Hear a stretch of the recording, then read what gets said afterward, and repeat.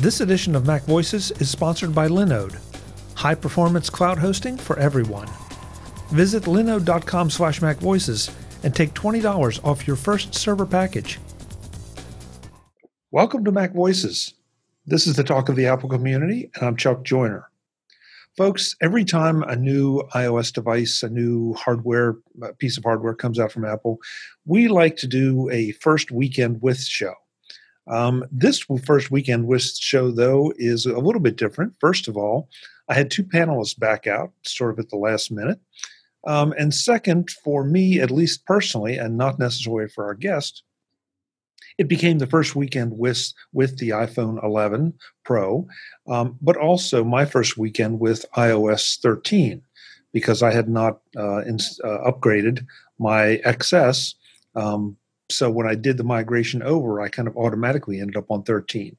So it's been a little bit difficult for me to differentiate between the two. So that's a borderline disclaimer here, that you may be hearing some things that I would attribute to the iPhone 11 and really have to do with the combination of the iPhone 11 Pro and iOS 13. So, joining me this time, and it seems like we've been talking a lot recently, Mr. David Ginsburg. I know. How's it going? Great to be here again. It's good. I think we should just, put in a hotline between here and your house, and that'll do it. Yeah, no, I'm so happy to be here as always. Looking forward to this. Yeah, well, we had two guests wimp out on us. One had a good excuse, one had a not so good excuse, in my humble opinion. But what are you going to do? What are you going to do? That's the way it goes. It's a weeknight, and everybody can get busy. So, folks, if you've been following David's back and forth and my back and forth, you know that I got the iPhone 11 Pro. David, you got the 11 Pro Max. Ah, okay. What color did you get? I got the midnight green. Okay, you one of the greenies. Okay, and I got the space gray. What are you going to do? I've had that for years. That's been my de facto color. I just decided, I'm going to change it up this time. So I went ahead and went with the midnight green, and I'm not regretting it. It's a pretty color. And we both got the 256. Yes. Option. Okay, so now we've gotten through that, but I do want to ask about the green. Not to be smart about it, what kind of green is it in real life? Is it a bright green, a subdued green? It's a very dark green. I know the camera is very hard to see it, but with the reflection going, but it's not a harsh green at all. It almost looks like a space gray if you really look at it. Space gray is a little darker, but you really have to look at it really closely. I've got the acrylic case on this, so that kind of takes away from the color. But no, I don't think it's anything crazy like some of those colors, like the red and the yellow from the 11. So I think it's a very subtle color. It's not too terribly crazy, I guess you could say. Yeah, I know. I've heard that the purple is very, very royal and not bright, but just very a definite purple. But I'm a little surprised. Yeah, the green doesn't quite look as deep green as I thought it might. No, it's. I'm very pleased. I think I made a good choice. Well, hey, as long as you're happy, that's good. And if you're not happy, then you can put a color to cover on it. You'll never know the difference. This is true. Yeah. So you were running iOS 13 before getting your new phone.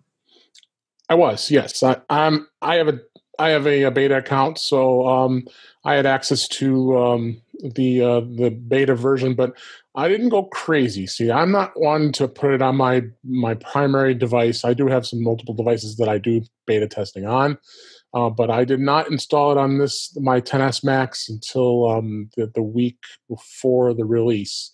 And that was what they call the Gold Master. That's the version that they released and say this is the final version that's going to be ready to be released. But I did have to go through a few hoops to do it because I had to have a machine that had Catalina on it. I had to have the latest version of Xcode, which is the developing tools. But I went and did it. I figured, what the heck?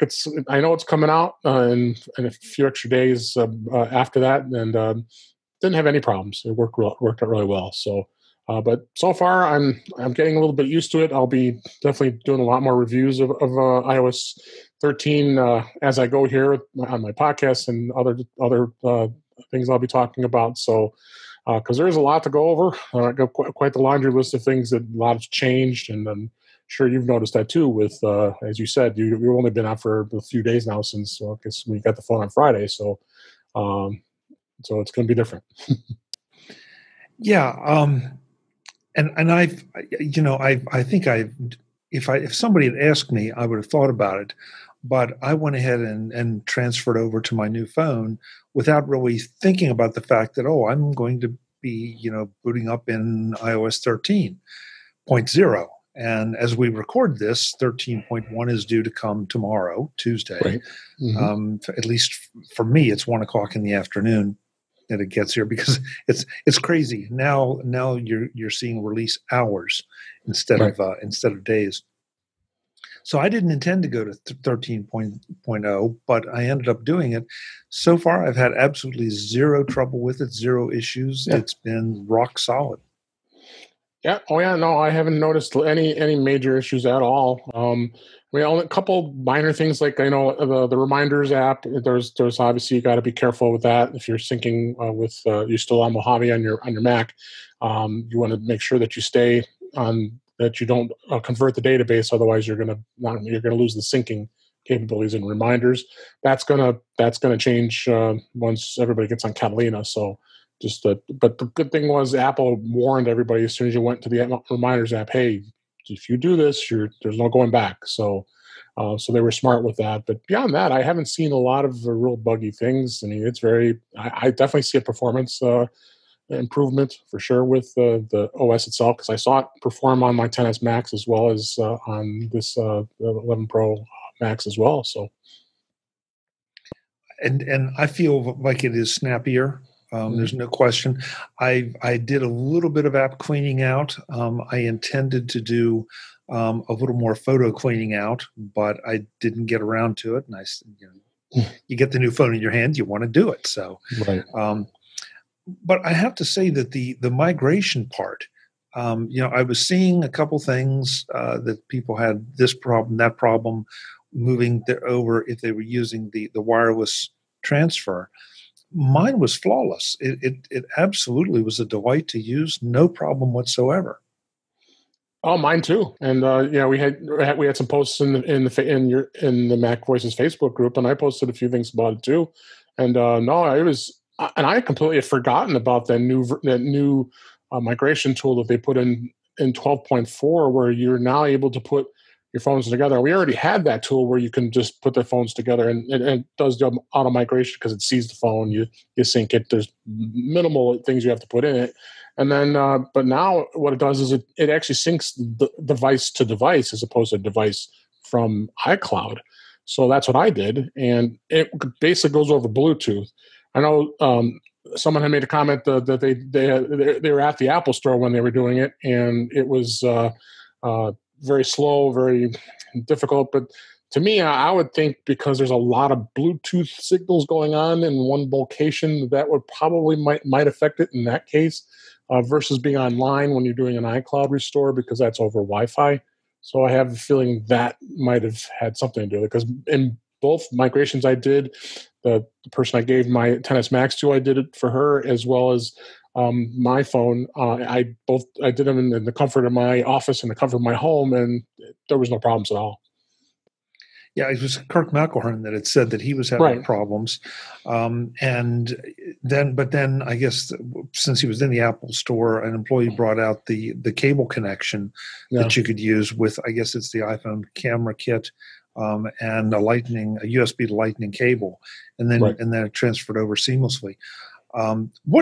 David? One thing that surprised me a bit though was how fast it was, because like you're supposed to. I did an iOS backup to iTunes right before I did the migration, and the transfer over Bluetooth, the point-to-point Bluetooth, didn't take much longer. In fact, it might have even been a little quicker than the backup to iTunes. Yeah, I actually noticed a huge improvement in speed of transfer. because I have a lot of apps. I mean, I like you didn't have the time or spend the time to delete a lot of the apps I had on my phone. So excuse me. Yeah, I definitely noticed a huge difference in performance of the migration, because you always, every time you went to the Apple Store, especially when you're at the Apple Store, oh yeah, here we go. I gotta sit and wait forever to get it on iCloud, and then even the apps themselves restored a lot quicker too. I don't know if you noticed that too, because usually when the restore would be finished, they'd bring it, and then you'd see the grayed out icons because it was working on installing each app after that. Even those apps, I mean, I was done. I probably within 30 minutes, really, when all said and done over Bluetooth. Yeah, and you bring up the apps restoring themselves, and that confused me a little bit, because, like you say, it happened so fast. I think by the time that I looked, I had two apps on my home screen resolved, nothing on the second or third pages. And I was starting to wonder if it had migrated the apps as well. It didn't kind of make a lot of sense, but I wasn't sure that it happened so fast. Well, what it does is it doesn't necessarily migrate the apps. It migrates the placeholders. It knows that those apps are already pre-installed. So once those were in place, then it goes out to the App Store server to download them, to install them. So that I don't think has changed, but it seemed like it went a lot quicker because it was grabbing it a lot quicker than and I could be wrong. It's very well may be with the device to device migration. It may just grab the file that's on the old phone and just transferring it over too. So, but I don't think it is, because I do recall once the migration's finished, then it was just the apps sitting on the new device that were installing. So. Well, it pulled over for me about 80 gigs of photos and videos. Yeah. And I'm wondering if maybe while it was doing that, it was also downloading apps in the background, like you say. Yeah, I think so. So that, it was doing double duty, which, however it was doing it, it was a very, very positive experience that I was, because my original intent was, I'll just get out the camera kit and the cable, and then I won't have any trouble. And then when I actually got to it, it's like, you know what, let's give it a shot, and it was perfect. No, I was very pleased with that. Gosh, I can't say much more that how great Apple has made it as easy as migrating a device over. And I've gone through other platforms. Android can be a little more challenging. And believe me, I've done restores if you go in the computer or the Windows. I mean, I think they did really good with this new tool. Well, and two, we're just right now we're talking about just everything moving over, Right. But then once it finished doing the moving, it walked you through everything so that with minimal effort, and some of it was required because of security issues. Right. I had to set up my Face ID again, which took all of about 45 seconds, if that. Yeah, it was quick. At my Apple Pay, it went through and said, here are your cards. We need the 3-digit code, and Yep. Need you to agree. And that was up and running. And honestly, I've forgotten now. I mean, it was just step by step by step, nothing burdensome, and I was up and running running away. Yep. Yeah. Same here. It was just very seamless. And you make a good point, because that always was the challenge. Then you got to remember passwords. You got to remember all the information. And there's a few apps that don't transfer over 100%, where you got to put passwords in again, or you got to set them up. You got to sign in again. But most of the apps that I use, they were there when I signed back in, because it just brought everything over, because it was doing the Bluetooth transfer versus the iCloud transfer. I've had a couple things ask me for permission to do the Bluetooth thing, but not a lot, at least so far. Maybe I just haven't opened the right apps. But there was so much talk of that being kind of burdensome, and at least so far for me, it hasn't been. Not for me. I mean, everything. The email was set up or ready to go, and I put a password in here, a minor password, but it really just varied as far as which apps were having that issue. So, Linode is supporting this edition of MacVoices. You can build it on Linode. One problem with so many virtual cloud hosts is the hidden costs. What looks to be a good deal at the start isn't so great when the bill comes. Fees for extra services, extra capabilities, data transfer, and the like all build up. With Linode, you don't have to worry. Plans range from a $5 per month Nanodes plan up to a high-powered dedicated CPU server. Even better, you can start with one and grow into another with just a few clicks. CPU, network, storage, and RAM all bundled into one low price with no surprises and the ability to upgrade anytime you wish. Pay for only what you use with hourly billing across all plans and add-on services. And that is on top of all the other considerations that you have to take into account when picking a server host. Speed of your server, backups, options for one-click installs, geographic location of your server, documentation, customer support, the list goes on and on. Linode has lots going for it, and you can turn that into lots going for you by visiting linode.com/MacVoices and check out all the options. Then, when you buy, be sure to use that same URL, linode.com/MacVoices, to get $20 off your first purchase. What are you waiting for? Your virtual server awaits at linode.com/MacVoices. Thanks to Linode for their support of this week's MacVoices. The one other thing that I noticed that I was really anxious to see how I would like it and all is the new CarPlay. Because that's one of the first things I do when I get in the car is plug the iPhone into CarPlay. And I really like the new front screen. This was interesting though, because I was listening to a podcast, got in the car, plugged it in, turned the car on. It comes up, and the car wants to know, or well, I guess iOS 13 wants to know if I want to use CarPlay with this car, and you have to acknowledge that. And then to do something, it needed location services. It would not let me enable location services until the car was not moving.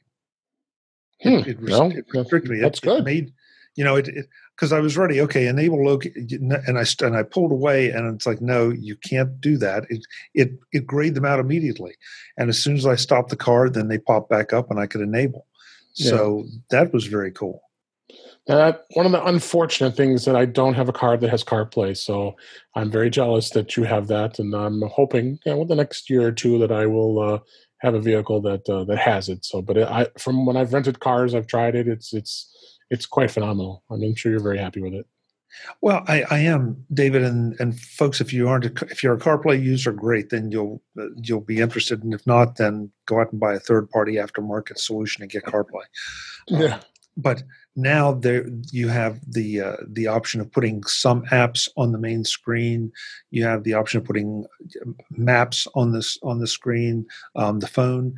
But it looks like, and I haven't played quite enough with it yet because I was too busy arranging things the way I wanted to see if I took if I took the map off the home screen, would it give me that much more screen real estate for other things? But it's one of those things that's evolving slowly but surely and becoming more useful as we all learn to use it and find out what it is we want to do with it. Yeah, absolutely. And that's what you got to do. Get it all nice and custom and ready to go. So let's hit the big tentpole feature here. Okay, everybody's waiting to hear our impressions, and that is the camera. Yep. What do you think? Wow, that's all I got to say. It's probably what the first word I said when I started taking pictures with this camera. The camera itself is to me is just phenomenal. I think this Apple hit a home run with this. I mean, to have the controls of the ultra wide angle, the wide angle, and the telephoto right at the screen is just awesome. I mean, and even the 10s Max had the two lenses. The iOS 13 software does a much better job of managing the way the camera works as far as that goes. And even all the settings that are in there now with being able to change the aspect ratio and changing and I think the way they arrange it in iOS 13 is quite nice. I'm very impressed. I started playing a little bit with night mode, and it really takes some great pictures. And I know a lot of people out on the internet have already posted a lot of their pictures. And boy, what a difference! what difference it makes. And I compared it with my 10X Max to this one, and 10X Max was a good camera, and no comparison. I admit to being a little skeptical when I look at some of the photos online, because it seems like no matter how hard I try, I never take photos that look like everybody else that puts them online. Yeah. And this, this was absolutely amazing. I mean, with just the barest little light, you got just wonderful exposure. I love the way that it tells you how long you need to stay there, and the way that the image just sort of fades up, if you will, and so you get a good idea of, that you do need to stand still. The little indicator on the screen telling you, okay, this is one. So there's no guessing. It's like, okay, is it finished yet? Do I know? I know exactly when it's finished. I can tweak it myself manually if I want to. It's not just the capability, but the interface, and how it sort of teaches you automatically how to interact with it. 100%. I mean, this is it's kind of a foolproof type camera, and just the picture quality in itself. We're getting so close now, and I've had this discussion before about DSLR versus the iPhone. Still got to have a DSLR for a lot of professional applications, but I'm telling you, this latest iteration of the iPhone's camera is gosh darn near perfect when it comes to any photographer wanting to use it for just standard pictures. David, I feel like you're right. I think we've hit that spot where now, if you are a pro, a real pro, not a fake pro like some of us, but a real pro that changes the lenses back and forth, and is trying to shoot those shots from across the room in a crowded convention center or something. Yeah. Okay, yeah, you need the DSLR. You need those lenses that look, they're this long.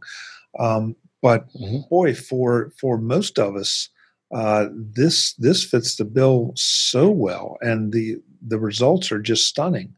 And we had this discussion, I don't know if it was on your show or mine, about computational photography, and this is really, that's it's not just the optics of it; it's the processing that's going on, and it doesn't look processed. I mean, even the wide angle, the super wide angle lens. I mean, it's not processed. It's when you go between the different lenses, you really see a point of view on the display that are edge to edge. Especially if you're doing it in the landscape mode, you're getting some really good views before you even take the picture. Just to have that view is just absolutely phenomenal. So I was just impressed just with that alone. And you're right, with computational photography. I mean, that's what's made. I mean, these are big computers in our pockets now, and this system just really does a great job of computing and calculating what the best way to take this picture is. And I'm just blown away impressed. Well, and you mentioned the wide angle or ultra wide, and doing it landscape. There's not a lot of distortion, and there's not a lot of fuzziness. In fact, I don't think that I've seen any fuzziness around the edge with any of the test shots I've taken. And I admit I haven't played that much with it, but you kind of know after a while where the weak spots are going to be, and they don't seem to be in this camera. I don't see it. I really don't, and it's just very impressive. Very impressive. Even for those who don't have the budget and want to go just to the 11, the 11 and not the 11 Pro. I mean, it has those two lenses, and you're still going to get some very good challenges in being able to take good pictures, and not in a little more economical budget. So don't get me wrong, the 11 Pro is great, but if it's not in your budget, you still got the 11 to fall back onto, and still some great cameras there. Yeah, I've had a number of people ask me just in the last week, a new iPhone coming out. Which one should I get? Should I get? Right. And it's like, my first question always is, well, what do you want to do with it? But if you're taking any kind of pictures, keep in mind that there are a lot of photos you're only going to get a chance to take once. And so if they are really important to you and you can afford it, the upgrade between the 11 and the 11 Pro is significant when it comes to the camera. Maybe some of the other things not so much, but for the camera, it really is. Oh yeah, 100%. I agree with that. It's just you got to decide what's best for you. I mean, if it's just the two lens with the 11, then by all means go for it. I think it's a very good choice. I mean, both 11 series models are very good. So it's just really where you're at as far as what you want to do. I don't know where you were in things. You were on iOS 13. Had you upgraded to Apple or Watch OS 6? I did. I did because Watch OS 6 was also in the Gold Master, so I decided to dive into that as well. So, and it too has some great controls as far as the camera. I haven't played with it too much yet to give you my review of that, but I know they've added some features between the camera and the watch besides all the other stuff that's added. So, but yes, I did. Well, the reason I ask is that I had not gone to Watch OS 6. So I was coming from iOS 12 whatever to and Watch OS 5. The phone got upgraded to when I migrated and now was on 13. Right. And about 4 or 5 minutes maybe after I finished doing the upgrade and the phone was up and running, my watch started to, buzz at me a little bit, vibrate a little. And I looked down, there's a message, do you want to use this Apple Watch with this phone? Yeah. Which, because it was migrated, it had the same name. Yeah. So to be sure that I knew what I was doing, I went in and changed the name of the new phone. And, the notification on the watch, changed also. Do you want to use this? I said yes. It told me to bring the two close together. And it did something, it went the little light show around the outside of the watch, and they were paired. It was done. So it proactively encouraged me to do that. And I'm not talking about Watch OS 6. This was so I'm giving credit to iOS 13 for taking that proactive approach. And now I've upgraded to Watch OS 6, but the fact that I hadn't yet, it surprised me, but it sort of pulled me over. And it's like, okay, it really wants me to have everything as up to date as it can possibly be. I agree. The experience with Apple Watch going back, I mean, we're going, 4 years now on the Apple Watch. It was every time you got a new phone, if you had to do a restore or anything, it was such a pain. You had to start all over again. You had to reinstall everything on the watch, and it took time. No, this is flawless now, just like what they did with the transition between two devices for the iPhone. The Apple Watch it was just it saw the name of the watch and said okay, and the dial spun for a little bit, said okay, we're done, and then it's just like it never happened. I mean, it just synced the device right to the iPhone, no problem. So of course, I know there's discussion with Watch OS 6, which I haven't really I haven't dived into too deeply yet, but with it becoming more of an independent device and having its own app store, all that's still coming. So. But just for that alone, being able to sync it that quickly and that easily without the need of starting over, very impressive. And again, that it's almost aware of its counterpart. That the phone is almost aware. I'm assuming it's the phone that's doing that. And I'm wondering what happens or what will happen once Catalina's out and I get my phone or my watch near that. Yeah. It's like, okay. Yeah. How much are they going to be talking to each other? Which is a great thing. It's a super convenient thing, and it once again will encourage you to upgrade to Catalina so that you can take advantage of that whole ecosystem. Yep, and that's of course a whole other topic with Catalina, but it's definitely going to make a difference syncing across all your devices. Same thing with iPad, the iPad OS 13.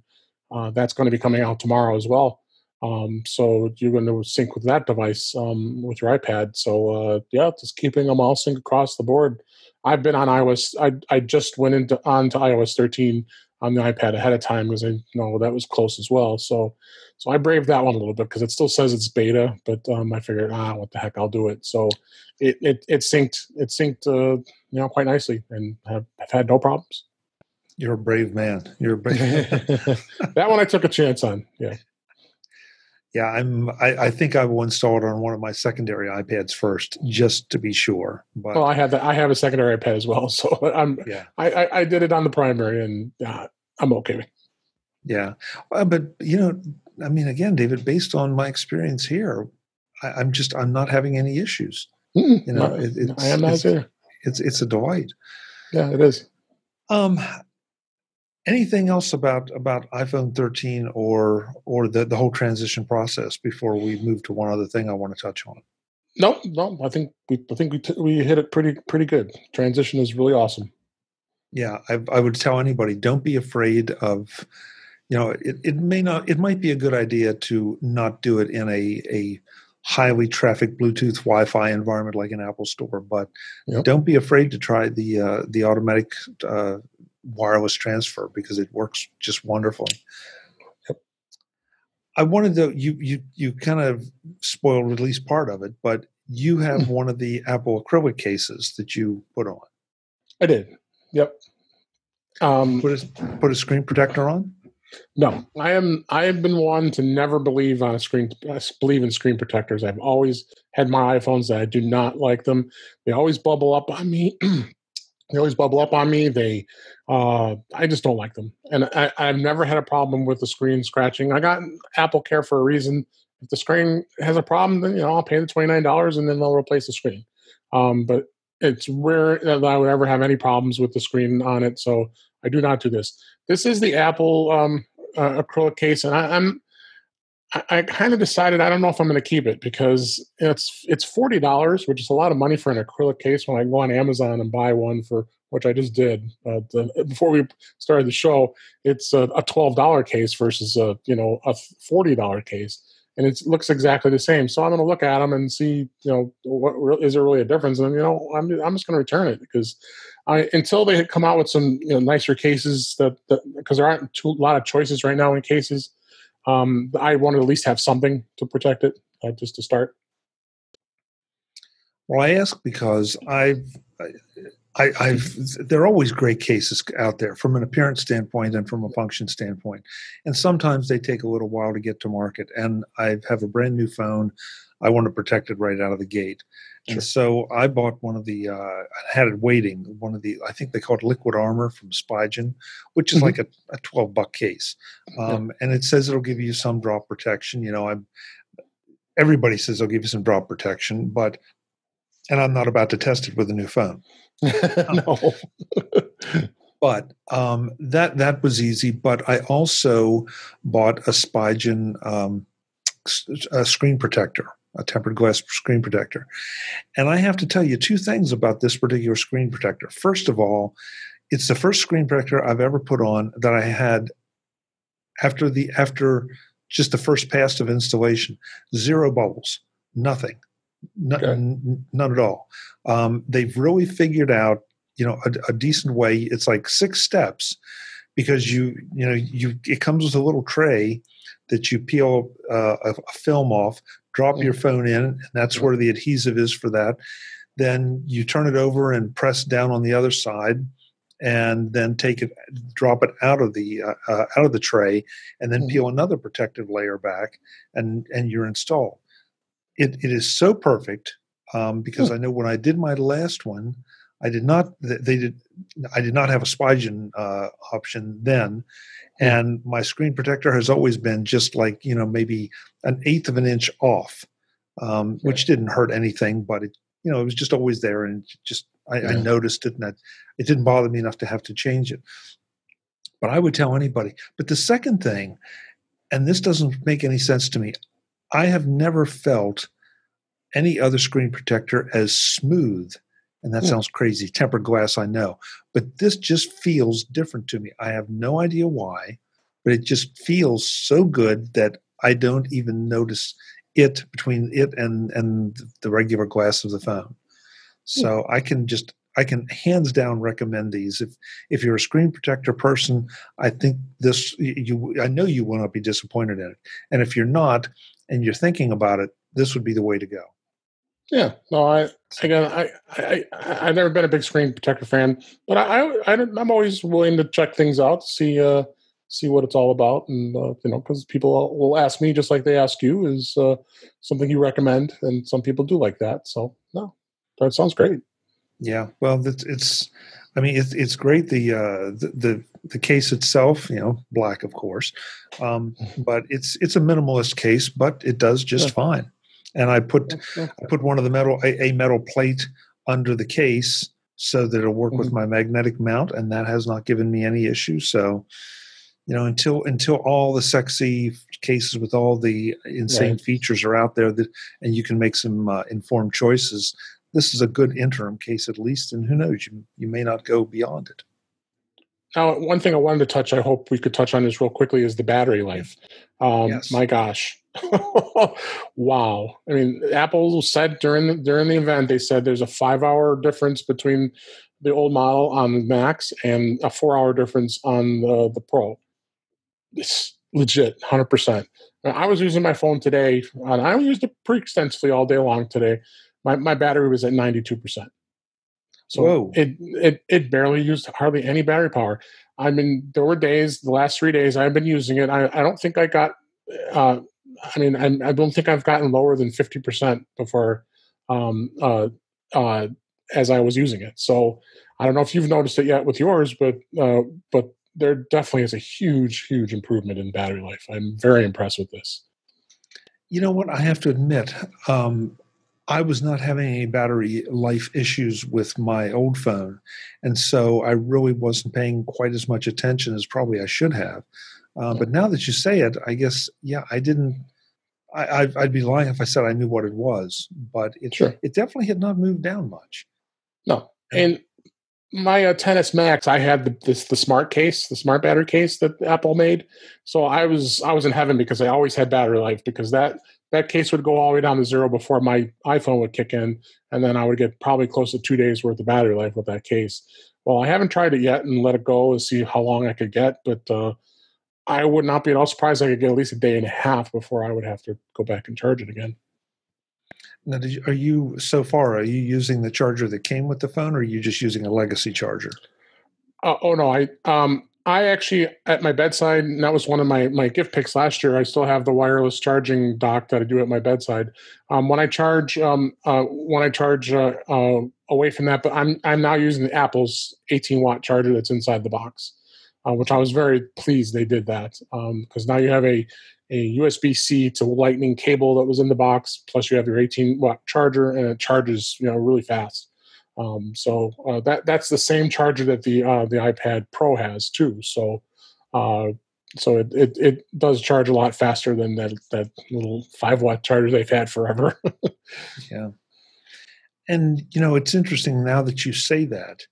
During the transfer over, I mean, I took the iPhone 11 Plus, or iPhone 11 Pro, pardon me, right out of the box and started the transfer process.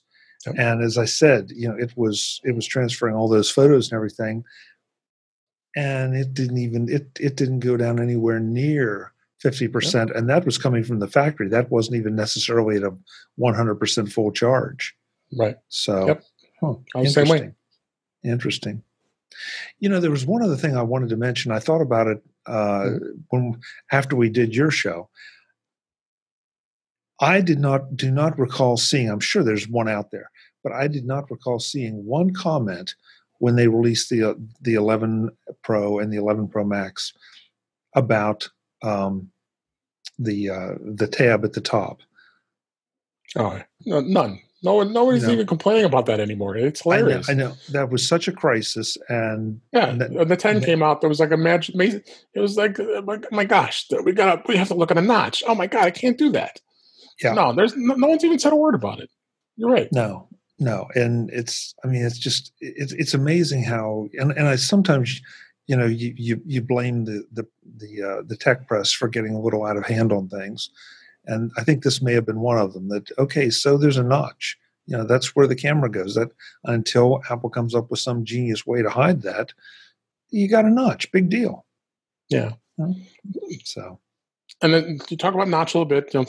Got me thinking about things here. The Super Retina XDR display, that was a fancy word that they threw out there. basically, oh, it's better than last year. It's really, if you think about it. But I do notice a bit of a difference in the sharpness in this display on this phone, and I'm going from a 10s Max to this, and that's only your difference. I mean, it went from a million to one contrast ratio to a 2 million to one contrast ratio, and I don't know about you, but I am noticing that the display is much sharper. I don't know if you have. Well, you know that I'm not necessarily a big spec person. I really want the real world experience. Well, that's And what I mean. yeah, and I've been kind of debating whether it was just the fact that this is my new bright shiny little toy, or whether it really is better, because it definitely seems better. It seems richer and brighter. And I've tried to put it side by side, and yeah, I think there's a difference. But I also realize that I could be biased. But no, it's absolutely gorgeous. It's absolutely it is gorgeous. I'm very pleased with that, and performance. I do see a bit of a performance pickup with the from this year to last year. Not a huge. I know they've done. And again, you're not a spec guy, so and don't blame you. But I do notice the difference just by pure usage. That the phone does seem a little zippier. I think in the combination of the faster hardware, but also iOS 13 is much more efficient in the way it handles it. Well, and I'm not a spec guy from the standpoint of just okay, it has to spec out just Right. such and such a percentage. Because I've had plenty of times where something specced out better and I didn't notice any difference. Yep. It should probably be noted there were one or two outlets today that published a speed test that said the iPhone XS beat out the iPhone 11 as far as certain tests. But then they're quick to say, well, but this is 13.0. 13.1 will probably tune OS a little better, and then there won't be any question. Yeah. Which leads me to wonder, okay, did you really need that headline for those 4 days? But it will be interesting to see if we both notice any kind of difference with 13.1. But even if we don't, I'm really happy with this phone. Yeah, and I'm not basing it on all those Geekbench measurements, but they do those things all the time. It's like, okay, whatever. I know I'm noticing just real world usage. I just noticed. I do notice it. It feels a little faster than what it's been. iOS 13 seems a lot more efficient in the way it handles things. So I'm looking forward to digging into it a little more. And there's just so many features in iOS 13 I'm going to be talking about. So there's just, oh my gosh, just keep going. Yeah, with your show being focused on iOS, I mean, you've probably got 6 months worth of shows to do. I do. But yeah, it's going to be a lot of fun. Well, speaking of that, where can folks find you when you're not here doing this show? Well, and I've been on the show a good amount lately, and I'm thrilled to be here as always. And I'm also a podcaster myself. I've got my podcast, In Touch with iOS. That's intouchwithios.com. Chuck was just on the show last week. You want to listen to the last episode. And yeah, I'll be digging deep into iOS 13, and there's going to be a lot, like you said, probably about 6 months worth of discussions. And I do that. So, and then I also do a non-tech podcast I enjoy doing with my friend Steve. It's Off the Charts Horse Racing. It's offthechartsHorseRacing.com, and that's a horse racing podcast. So great.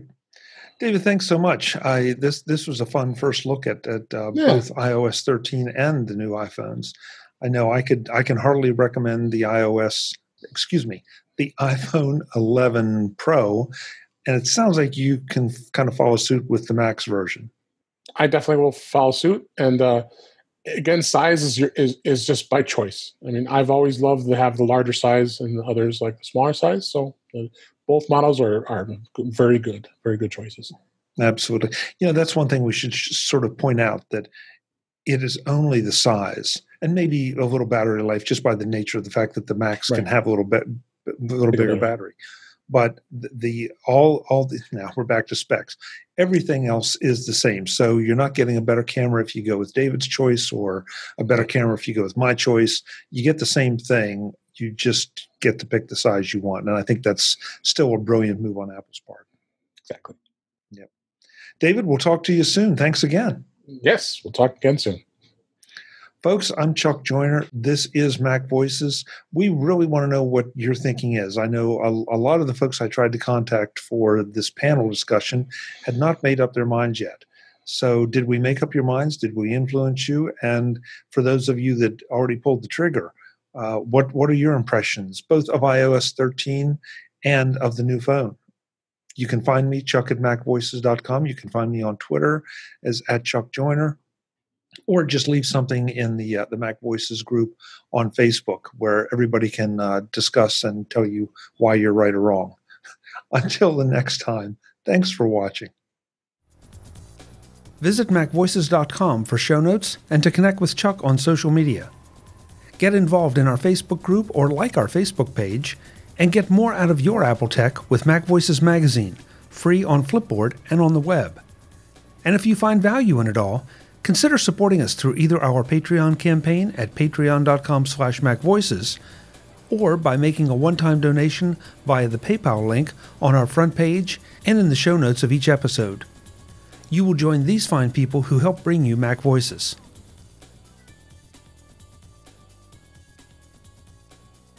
Advertising handled by Backbeat Media at backbeatmedia.com. Bandwidth provided by CacheFly at cachefly.com.